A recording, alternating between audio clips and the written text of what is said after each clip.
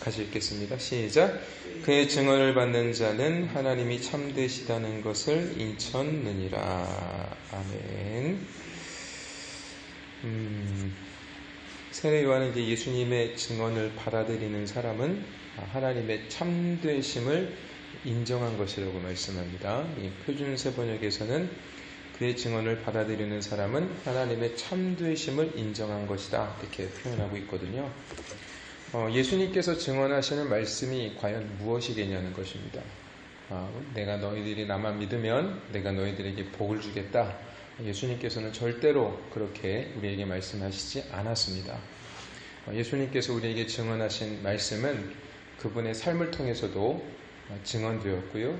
또 그분의 말씀으로도 증언이 되었습니다. 그것은 무엇이었냐 하면 바로 십자가의 말씀이었던 것이죠. 이 땅에서 자기의 유익을 쫓아 자기의 배를 우상으로 여기고 이 세상의 풍조를 따라가는 것에서 벗어나 하나님의 통치를 받으며 예수님처럼 낮아져서 죽기까지 순종하는 그 십자가의 길을 가라고 우리에게 말씀하시는 것이 바로 예수님의 증언이라는 것입니다. 우리가 아무리 하나님을 믿는다고 주장한다고 할지라도 또 내가 하나님은 참되신 분이십니다. 하나님은 나의 왕이십니다. 예수님은 나의 구원자이십니다. 라고 아무리 내가 그렇게 말로 고백한다 할지라도 예수 그리스도의 증언을 받아들이지 않는 사람은 절대로 그 고백이 진짜라고 말할 수 없는 것입니다. 그러니까 여기에서 그의 증언을 받아들이는 사람은 하나님의 참되심을 인정한 것이라고 말씀하고 있는데, 그걸 거꾸로 이야기하면 그의 증언을 받아들이지 않는 사람은 어떤 사람이라는 것입니까? 하나님의 참되심을 인정하지 않는 사람이라는 거죠. 그러니까 예수님께서 우리에게 말씀하고 계시는 그 핵심적인 내용이 무엇인지를 우리 성도들은 그것을 깨달아야 합니다. 그 핵심적인 내용은 간단합니다. 자기를 부인하고 자기 십자가 지고, 어제도 우리가 세례 요한의 고백을 들었던 것처럼 나의 흥함이 아니라, 그죠?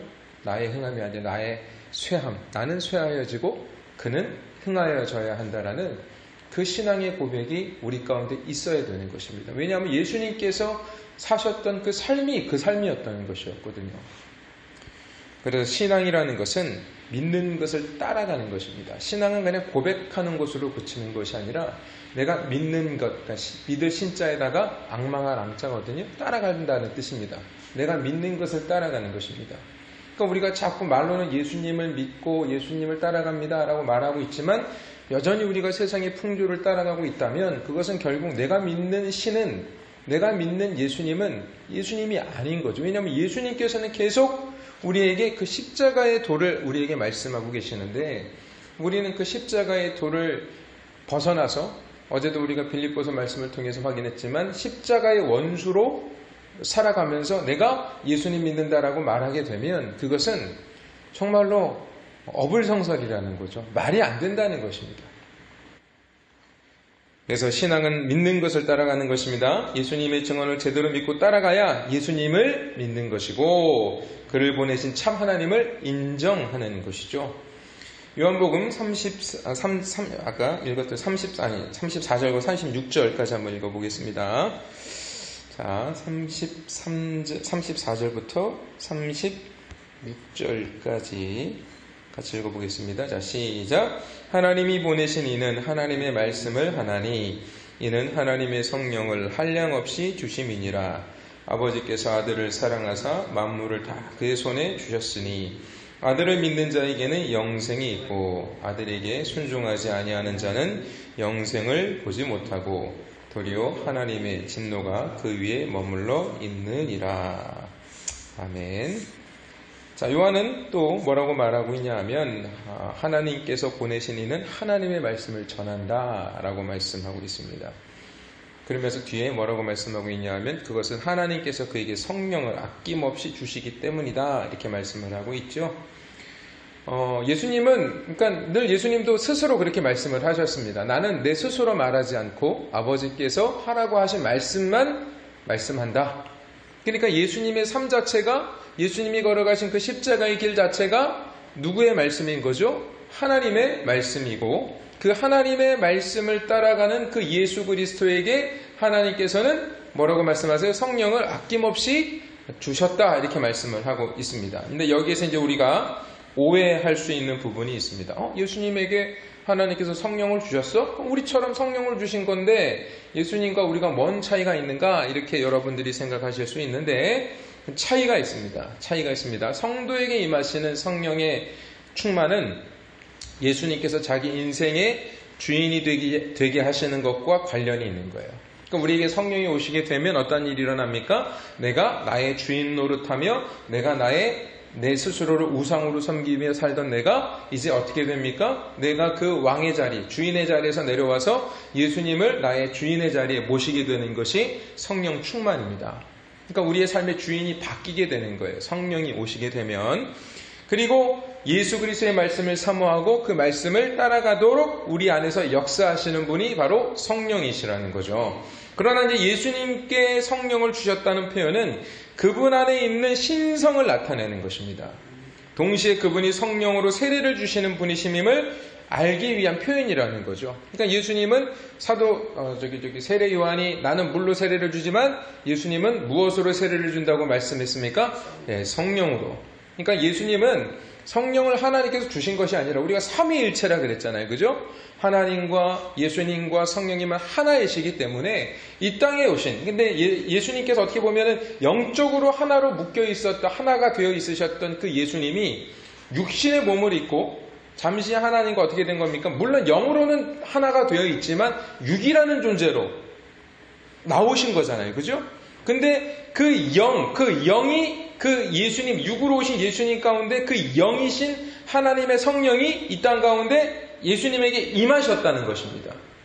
무슨 말씀인지 아시겠죠? 그러니까 우리에게 성령이 임하시는 것과 예수님이 지금 하나님께서, 아버지께서 성령을 예수님께 주셨다라는 표현은 그렇게 다른 것입니다. 35절을 보시게 되면 하나님께서 모든 것을 아들의 손에 맡기셨다고 말씀하고 있죠. 이 세상 모든 만물들에 대한 권세를 예수님이 가지고 계신 것입니다. 우리가 요한복음 3장 말씀을 공부하면서, 말씀을 살펴보면서 우리가 깨달은 것 중에 핵심적인 내용 중에 하나가 무엇이었냐면 하나님께 택함을 받은 세상이 있고 하나님께 택함을 받지 못한 세상이 있다는 것을 우리가 분명하게 알았잖아요. 그죠? 그래서 예수님께서 이 세상을 사랑하셔서 하나님께서 이 세상을 사랑하셔서 독생자를 보내셨을 때 그 세상은 하나님께서 태초의 때에, 창세의 때에 어린 양의 생명책에 기록한 자들의 세상이라고 말씀을 드렸고, 또 우리가 다른 성경 구절에 나와 있는 하나님께서는 세상을 심판하러 오셨다, 예수님은 세상을 심판하러 오셨다는 말씀은 하나님의 생명책에, 어린 양의 생명책에 기록되지 않은 자들의 세상이라 그랬죠. 그런데 지금 하나님께서 이 세상 모든 만물을 예수님의 손에게 주셨다는 것입니다. 그건 권세를 주셨다는 거예요. 이 세상을 다스릴 수 있는 권세. 그러니까 예수님은 택함 받은 자들만을 위한 세상을 다스리는 것이 아니라 그렇지 않은 자들 또한 예수님은 다스리시는 권세를 가지고 계시다는 것입니다. 그냥 내팽개쳤는 게 아니에요. 그들을 다스리십니다. 근데 예수님께서 그들을 어떻게 다스리시냐 하면 어떻게 다스리십니까? 심판하시는 거예요. 그러니까 하나님께 택함을 받은 자들을 위해서 예수님께서는 어떻게 하십니까? 섬기시는 거죠. 근데 분명하게 말씀을 드립니다만 예수님을 십자가에 못 박고 예수님을 죽이려 하는 자들도 예수님은 섬기셔요. 무슨 말씀인지 아시겠어요? 섬기시는데 그 반응이 다른 거란 말입니다. 우리들의 반응. 그러니까 하나님께 택함을 받은 자는 그 예수님의 섬김 앞에 무릎을 꿇게 되고 감동하게 되고 그 은혜의 장중 아래 들어가게 되는 것이지만, 그래서 힘의 원리로 살던 내가 이렇게 살면 안 되는구나 라는 것을 깨닫게 되는 것이지만, 택함을 받지 않은 자들은 그 강력한 힘을 요구하는 그 자기네들의 그 요구를 예수님께서 들어주시지 않으니까 어떻게 합니까? 그 예수님을 배신하고 예수님을 미워하고 예수님을 싫어해서 그 예수님을 죽이고 미워하고 발로 걷어차는 것이 택함 받지 않은 자들의 모습이라 그랬죠. 근데 결국 그러한 자들이 어떻게 된다 성경에 말씀하고 있습니까? 그 내용이 지금 이 36절에 기록이 되어 있는 거예요. 아들을 믿는 사람에게는 영원한 생명이 있다 그러죠? 그죠? 근데 아들에게 순종하지 않는 사람은 생명을 얻지 못한다. 그러니까 하나님께 택함을 받은 세상이나 택함을 받지 못한 세상에게나 다 주님의 말씀은 가요. 다 선포되는 것입니다. 근데 어떤 자들은 그 하나님의 섬김에 감격하며 그 앞에 무릎을 꿇게 되는 반면에 그 어떠한 사람들은 계속해서 그 주님의 섬김을 무시하고 하나님은 당신을 사랑하십니다. 하나님께서 당신의 독생자를 보내셔 우리를 구원하셨습니다라는 그 복음의 내용을 듣게 될 때 콧방귀만 끼고 하나님이 어디 있어? 예수가 뭐 나를 구원해? 이렇게 반응하며 예수님을 거치는 돌로 여기고 발로 걷어차버리고 근데 그런 일들이 이 예배당 안에도 교회 안에도 일어나고 있는 것입니다. 계속 말씀을 드립니다만 예수님을 믿으면서 자기의 흥함을 위해서 예수님을 믿는 자들은 이 십자가의 복음, 진정한 십자가의 복음을 듣게 되면 그 십자가의 복음을 발로 걷어차고 그것을 받아들이지 못하는 것입니다. 그러면서 이렇게 말씀하고 있죠. 자, 아들에게 순종하지 않는 사람은 생명을 얻지 못한다. 그는 도리어 하나님의 무엇을 산다 그래요? 분노를 산다고 말씀하고 있습니다. 그러니까 심판으로 다스리시는 거예요. 하나님께서 예수 그리스도를 통해서 섬김으로 우리 이 세상에 있는 기록된 자나 기록되지 않은 자나 다 섬김으로 섬기십니다. 근데 수요 예배 때도 말씀을 드렸습니다만 이 힘의 원리, 세상의 풍조를 따라가는 자들은 이 유약해 보이고 바보처럼 보이는 이 십자가의 도가 어리석게 보이고 정말로 그것이 그렇게 살면 내가 이 세상에서 못 살 것 같으니까 결국은 그 십자가를 버리고 자기의 흥함을 위해서 사는 것입니다. 결국 그러한 자들이 무엇을 산다고요? 하나님의 분노를 사게 된다는 것입니다. 심판이라는 거죠.